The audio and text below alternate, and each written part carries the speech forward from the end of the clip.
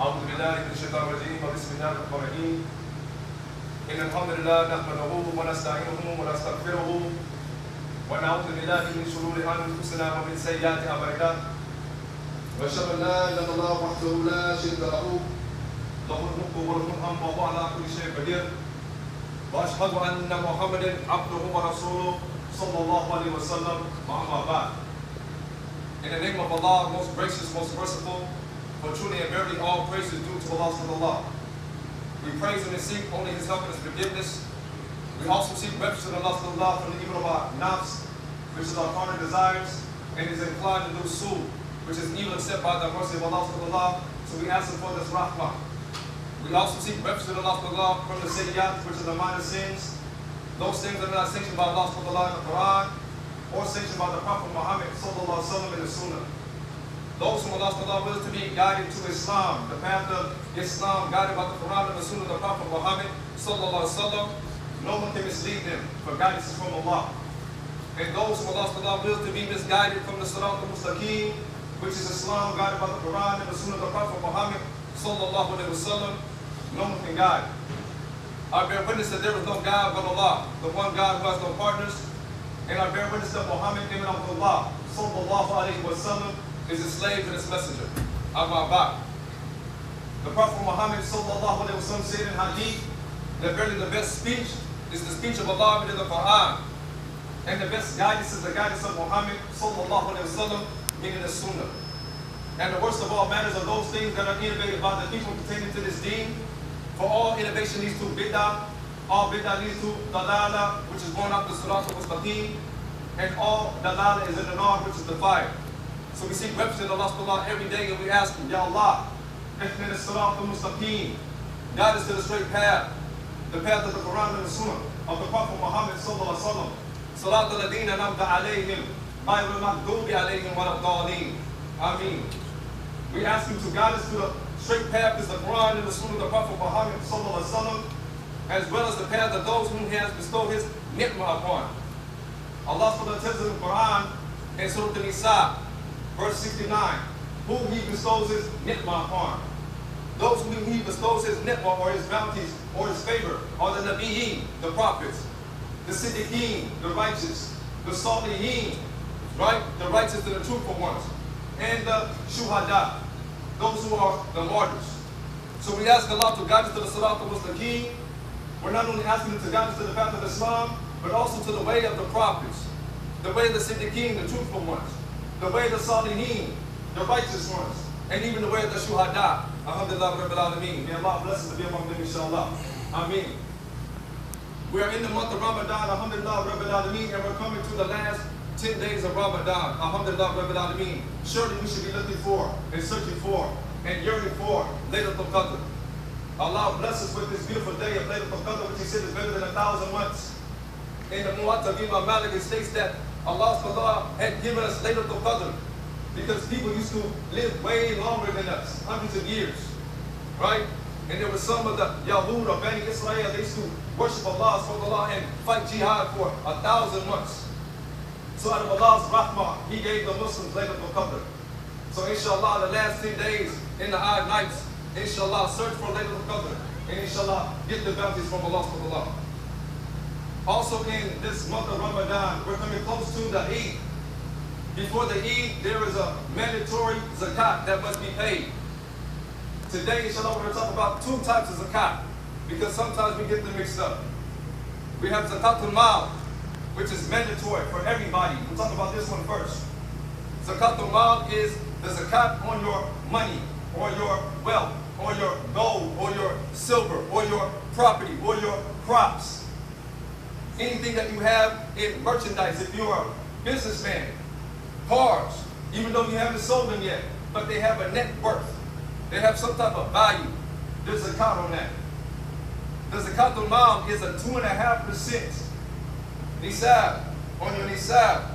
If you have the nisab, 2.5% of your net income for 1 year. In the time of the Prophet Muhammad sallallahu alaihi wasallam, they used to collect the zakat. So there wasn't no dispute as to when do I pay it, who do I give it to. The sunnah in the time of Rasulullah sallallahu alaihi wasallam was that they collected it. The Sahabas collected it. Bilal ibn Rabah, he collected it. Also, Bilal ibn Rabah, he was the secretary or the treasurer of the Zakaatul-Maal, if we didn't know. This was a beautiful honor given to Bilal ibn Rabah, who was a slave. But Allah subhanahu wa ta'ala raised him up in darajat and rank and blessed to be the treasurer of all the money for Rasulullah sallallahu alaihi wasallam. So the Baytul-Maal in the time of the Prophet Muhammad sallallahu alaihi wasallam, it was established and the zakat was collected. We must also know that zakat is a pillar of Islam. If we do not pay the zakat, then you have no Islam. The same way we have these pillars in this house or this Baytullah. You knock these pillars down, the house falls down. The same thing with zakat. This is part of your 5 pillars in Islam. You take away one of those pillars, whether it's shahada, salat, right? Saum, zakat, Baytullah, or making hajj of the Bayts. Any one of these pillars, you fall out of the realm of Islam. So today we're talking about zakat. Zakat is mandatory. If you don't pay your zakat, you fall out of the realm of Islam. In the time of the Prophet Muhammad sallallahu alaihi wasallam, shall I say, after the time of the Prophet Muhammad sallallahu alaihi wasallam, there was a dispute with regards to the collection of the zakat. And some of the tribes say that now that Rasulullah sallallahu alaihi wasallam, now that he is gone, we're not going to pay the zakat. And the Sahabas had a dispute amongst each other. Abu Bakr said such a thing that we're going to fight them if they don't pay the zakat. Umar bin al-An, we know that Umar was called Al-Faruq. He was a distinguisher. Wherever he went, Shaitan went the other way. Now, Umar bin al-An, his stance was lenient, more lenient than Abu Bakr. He said, well, hold on, man. We were told by Rasulullah to fight them until they say, La ilaha illallah Muhammad Rasulullah. Now they're saying, La ilaha illallah Muhammad Rasulullah. Do we still fight them? Abu Bakr bin al-An said, and alhamdulillah, Allah blessed him with aql, blessed him with the wisdom that day. He said, surely if they paid even a shoestring in the time of Rasulullah sallallahu alaihi wasallam, they will pay this today. And if they don't pay it, then we will wage jihad on it, and jihad was waged just for the zakat. So the zakat is mandatory. Again, we're talking about Zakaatul-Maal because there's 2 types of zakat: Zakaatul-Maal and Zakaatul-Fitr. Zakaatul-Maal is your money, your silver, your gold, the property that you have in your stores, oils, foods, whatever it is. There was a zakat on that. 2.5% of your net income. Because we're not following the sunnah of Rasulullah sallallahu alaihi wasallam, and the zakat is not collected in a certain time frame manner, many try to say that Ramadan is the best time to pay your zakat. So let's say Ramadan is the time that you pay your zakat. You must pay 2.5% of the nisab if you follow, or you fall up under the realm of those who have fulfilled the nisab. Now the nisab is the bare minimum that you must have in your purses for a whole year for you to be liable to pay zakat. The nisab in gold is 3 ounces of gold, but the nisab in silver is 21 ounces of silver. If you do the calculation of gold, it comes up to $3,000 roughly. If you do the nisab in silver, which is the easier one, it's $420. So some who use the nisab in silver, then $420. If you don't go below $420, you pay 2.5% on the $420. If you use the nisab of the gold, it's $3,000. If you haven't fallen below $3,000, then you pay 2.5% on what was over that $3,000. This is mandatory. The Prophet Allah subhanahu wa ta'ala says in the Quran that who the zakat is supposed to be paid to. We learn in chapter 9, verse 60. Chapter 9, verse 60, Allah subhanahu wa ta'ala says, zakat is only for the poor, the needy, and for those employed in collecting it. So it was collected. and for bringing the hearts together in this deen, or to soften the hearts, or to call people to this deen, and for the freeing of the captives or the slaves, and for those who are in debt, those who have debt, the zakat is due for them, and for the cause of Allah, fi sabilillah, whether it's for jihad, fi sabilillah, whether it's for anything that's advocating this deen that will make this kalimatullah ulya, that will make the la ilaha illallah Muhammad Rasulullah ulya, make it higher most. And zakat is also for the traveler. So these are the 9 people that Allah subhanahu designates the zakat for. If there is a Baytul-Maal that is established, you should make your deposit to that Baytul-Maal. We have a Baytul-Maal here at Masjid-Aqabah. If you want to pay your zakat, you can pay it here. 2.5% of your net income. If you're using the nisab of the gold, $3,000. If you have more than $3,000 in your account for 1 year, 2.5% of that. If you're using the nisab of the silver, $420. You had more than $420 or in between that, you pay 2.5% on that. Use whatever's best for you and easy for you. This is Zakaatul-Maal. And again, the Zakaatul-Maal, it will be given for the needy, the orphans, fi sabilillah, right? Those who are in debt. So surely we have a lot of people here in the west side of town in Masjid-Aqabah that need help. We have request lists every week. But we must fulfill our obligation of paying the zakat. We do our best to try to help the families out, to give from what we have. But at the same time, we must get from those who have it to pay it. Allah subhanahu wa ta'ala said this is also a part of your iman. Right? A'udhu-billahi min-shaytanir rajeem wa bismillahir-rahmanir-rahim. Alif-lam-mim.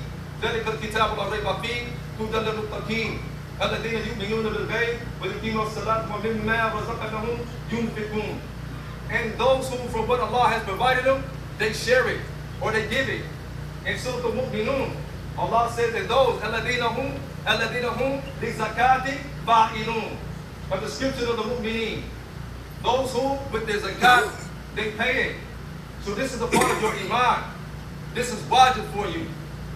Rasulullah sallallahu alaihi wasallam said in hadith, right? Because the word zakat means to purify. That's what the word means, to purify.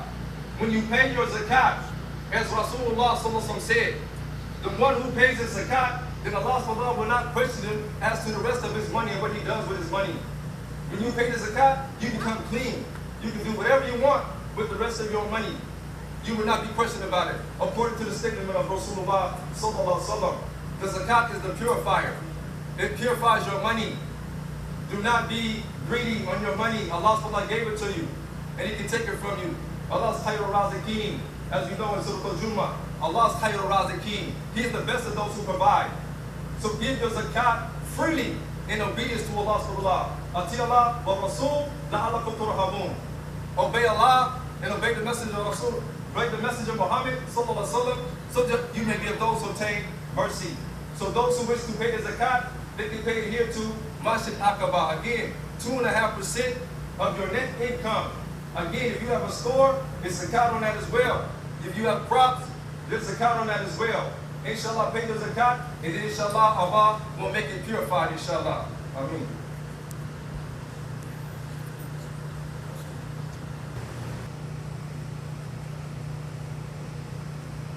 A'udhu-billahi min-shaytanir-rajeem. Bismillahir-rahmanir-rahim. Inna alhamdulillah wa ashhadu an la ilaha illallah wa ashhadu anna Muhammadan Rasulullah sallallahu alaihi wasallam. Thumma amma ba'd. We talked about Zakaatul-Maal. Now there's another zakat which is called Zakaatul-Fitr. Let's not mix these two up. Zakaatul-Maal is those for who have the nisab. If you have the requirements of the nisab, if you're using the nisab of the gold, $3,000. You're using the nisab of the silver, $420, $440.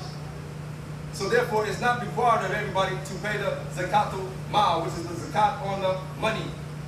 But we also have, which is something that's part of Ramadan, it's called Zakaatul-Fitr. Zakaatul-Fitr, okay? Zakaatul-Fitr, as Rasulullah sallallahu alaihi wasallam said, Zakaatul-Fitr is mandatory, wajib, binding on every Muslim, free or slave. Every Muslim, mandatory. And the importance of paying the Zakaatul-Fitr, which must be paid before the Eid prayer. Before they do the Eid prayer, your Zakaatul-Fitr must be paid. The emphasis on the Zakaatul-Fitr, as it is an expiation for any sins or any foul speech that was done during Ramadan. So if you have any indiscretions during Ramadan, you better pay your Zakaatul-Fitr. Not only because of that, because Rasulullah said it is wajib, right? The amount or what is to be paid for the Zakaatul-Fitr is different than Zakaatul-Maal.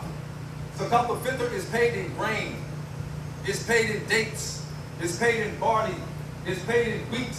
This is the Zakaatul-Fitr. This is different from Zakaatul-Maal.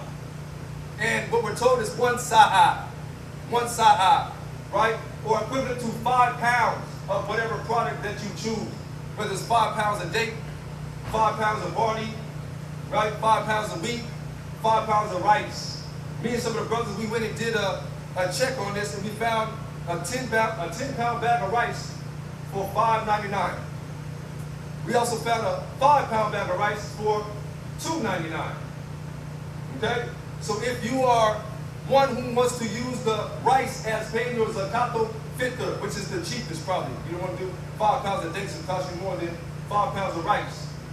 But if you do the 5 pounds of rice, which would be $2.99 or $3.99, you take that for every member of your family. So let's say you have 4 people in your family, you buy 4 5-pound bags of rice, or 4 5-pound bags of dates or raisins, whatever it is that's easy for you.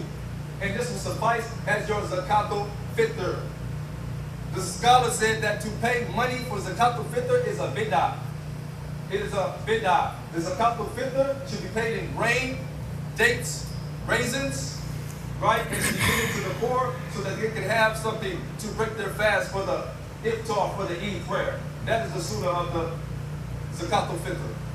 Okay? So know that there is a difference between the Zakaatul-Maal and the Zakaatul-Fitr. Alhamdulillah, Rabbil Alameen. Inshallah, may Allah bless us to follow the sunnah of Rasulullah sallallahu alaihi wasallam.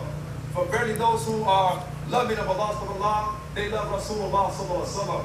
And those who believe in Allah, and those who believe in the last day, those who think of Allah much, then verily the example of Rasulullah sallallahu alaihi wasallam is the best example for them. Inshallah, after the Jumua, there are Zakaatul-Fitr forms on the table. So all those who need to fill them out, go ahead and fill them out, but understand that Zakaatul-Fitr is mandatory if you're able to pay it, whether you get money from somewhere else, any type of assistance, but you have the ability to pay it, you still have to pay it. Okay? But there are forms on the table, inshallah. Also, after the Salat, there's a protest for Gaza on Blackstone and Shaw. On Blackstone and Shaw, from what I told, that the brothers from the masjids after the Jumua cookbahs, they're going to go to Blackstone and Shaw for this protest for our brothers and sisters that are being bombarded with all types of fitnas by the Yahud and as well as the Kufar abroad. So inshallah, make sure today that we make dua for them. Make sincere dua for them, for we're not there, but make dua for them. And may Allah make answer our dua for them, and as we're making dua for them, then Allah makes it answer our dua for us as well. Because Rasulullah said that when you make dua sincerely for your brother, then Allah said and grant it for him as well. So inshallah, any dua that you make for your brother sincerely, then it will be for you as well. Inshallah. Any good that I said to today is from Allah subhanahu, for He is Al-Alim. All knowledge comes from Allah subhanahu. So I said, Alhamdulillah Rabbil Alameen. Anything that I said wrong was from my own nafs or from the whispers of shaitan. So I say, A'udhu billahi min shaitan rajim. Aqim as-salat.